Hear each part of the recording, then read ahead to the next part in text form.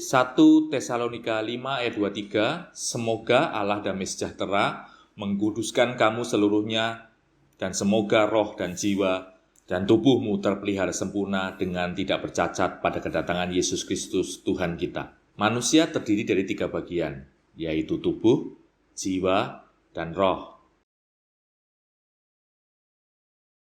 Mari kita bahas satu persatu. Tubuh adalah apa yang kamu lihat, apa yang kamu pegang, dan apa yang kamu rasakan. Jiwa adalah apa yang kamu sebut perasaan, emosi, dan pikiran. Sekalipun jiwa tidak terlihat seperti tubuh, tapi kamu bisa merasakan jiwamu. Kamu bisa merasa senang, takut, sakit, bahkan bersuka cita. Itu semua ada di dalam jiwamu. Bagian yang ketiga adalah yang disebut roh atau spirit. Berbeda dengan binatang yang hanya memiliki tubuh dan jiwa, manusia diciptakan serupa dan segambar dengan Tuhan. Karena itu manusia memiliki roh. Melalui roh manusia inilah Allah berhubungan. Karena Allah adalah roh, maka Allah berkomunikasi dengan roh kita. Kejadian 2 ayat 16-17 berkata, "Janganlah kamu makan buahnya, sebab pada hari engkau memakan buahnya, pastilah engkau mati." Apanya yang mati? Rohnya. Karena secara fisik, tubuh dan jiwa Adam baik-baik saja. Adam dan Hawa bersembunyi dari Allah karena mereka takut. Adam bersembunyi, itu bicara tubuhnya, dan ketika Adam dan Hawa takut, bicara soal jiwanya. Apa artinya ketika kamu menerima keselamatan? 2 Korintus 5 ayat 17. Jadi siapa yang ada di dalam Kristus, ia adalah ciptaan baru. Yang lama sudah berlalu, sesungguhnya yang baru sudah datang. Apa itu ciptaan baru? Rohmu diperbarui. Dulu mati, sekarang hidup. Dan bukan hanya hidup, tetapi roh Allah tinggal dalam roh kita. Seperti tertulis di Galatia 4 ayat 6. 2 Korintus 5 ayat 21 juga mengatakan bahwa kamu menjadi orang-orang yang dibenarkan oleh Allah.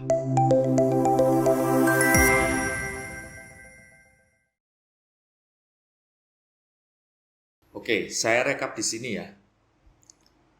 Allah begitu mengasihimu, maka Dia mengaruniakan anaknya ganti dosa kamu.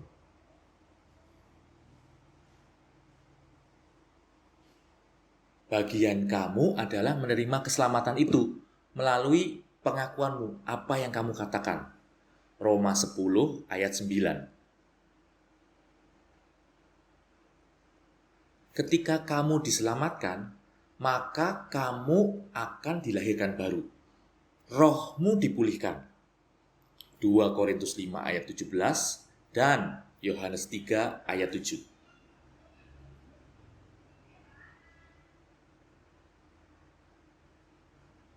Roh Allah tinggal di dalam rohmu.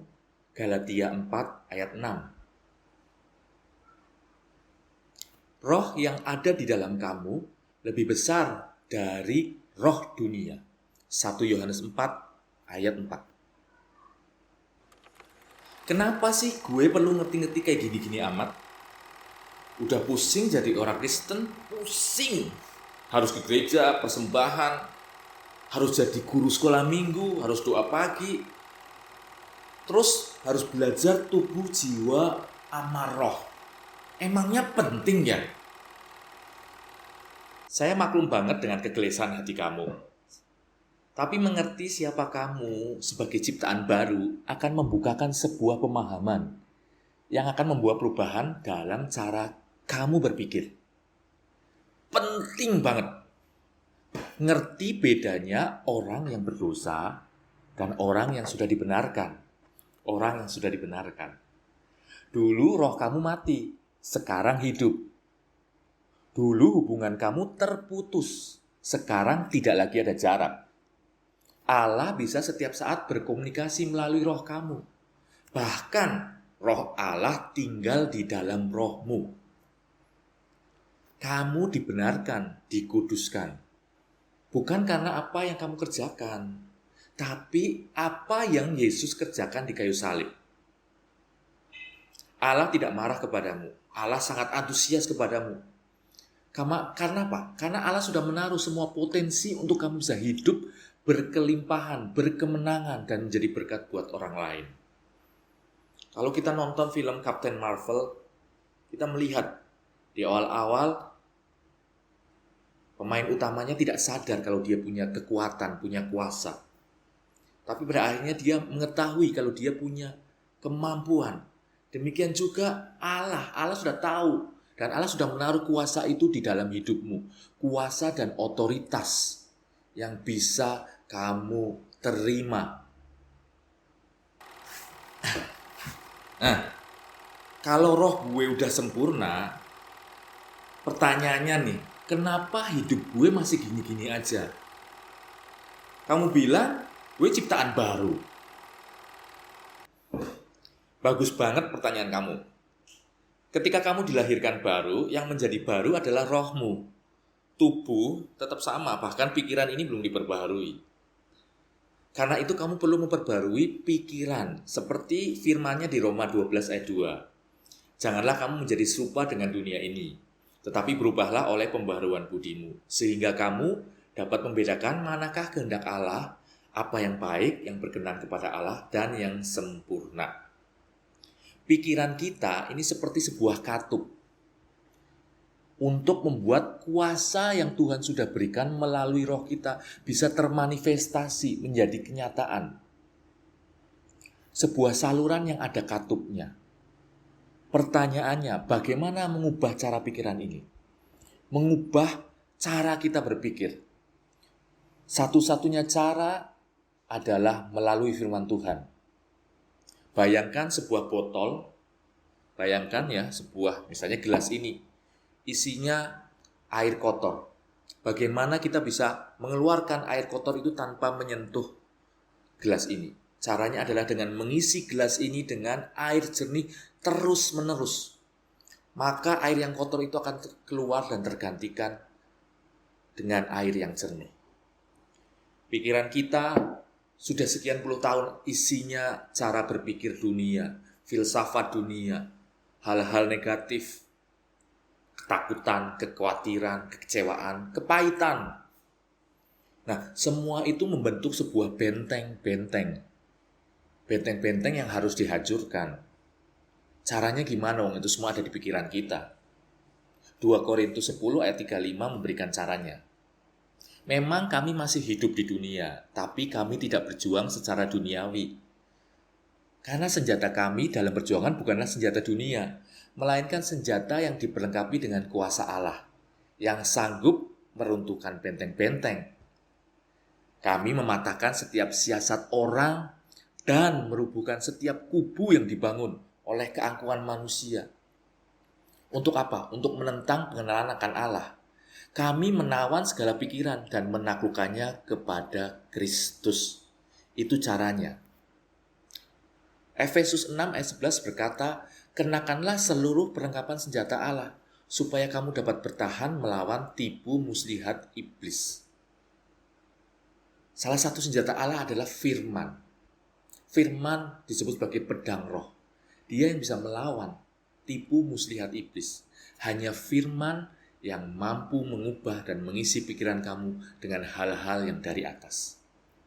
Dan firmanlah yang akan memerdekakan hidupmu, mengalirkan kuasa yang sudah kamu terima, yang sudah Allah berikan dan kita terima.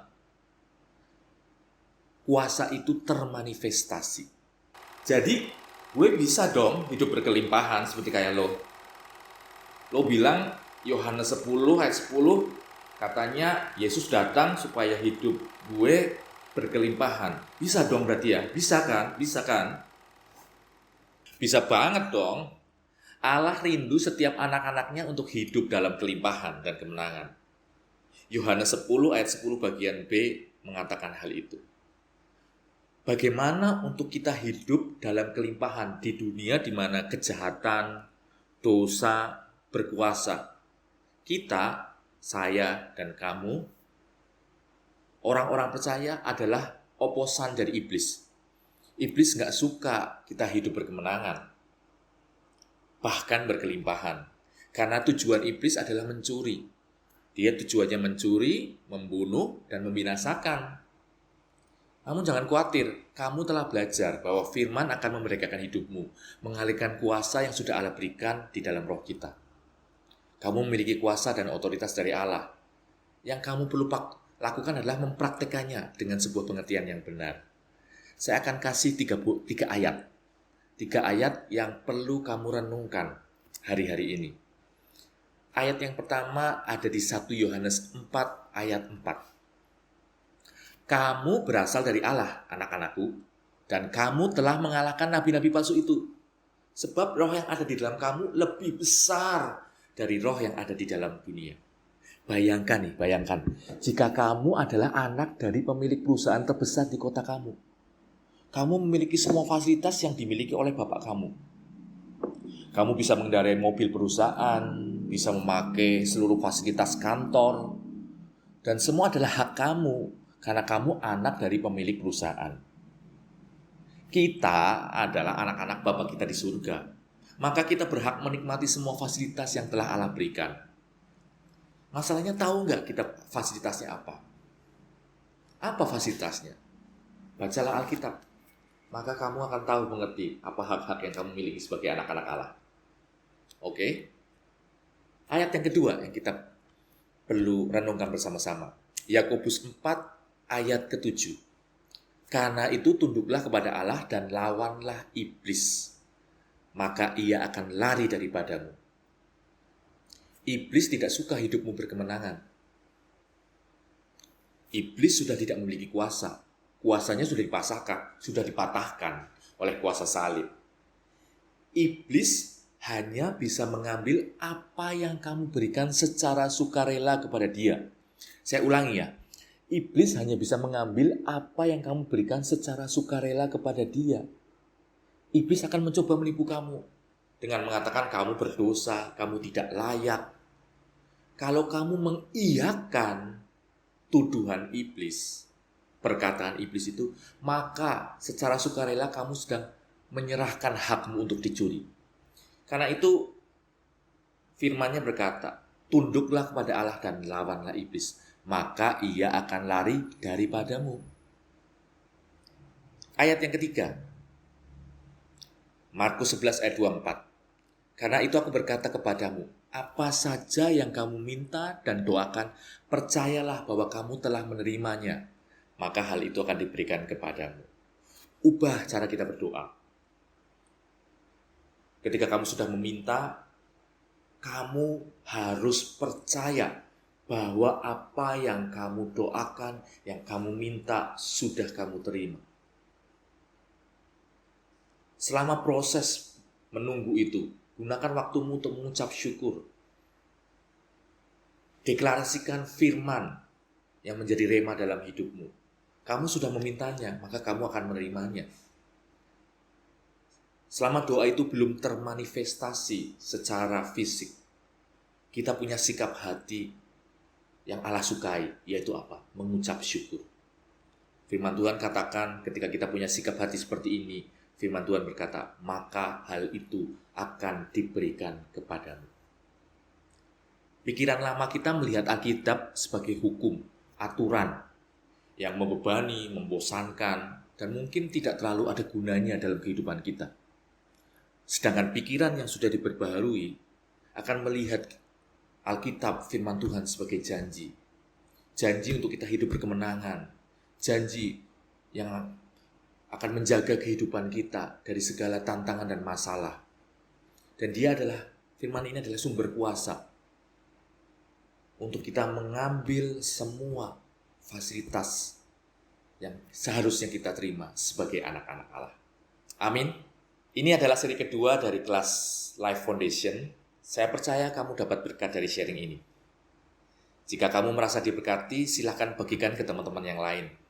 Jangan lupa like, subscribe, dan nyalakan loncengnya agar kamu mendapatkan update. See you di video berikutnya. Tuhan Yesus memberkati.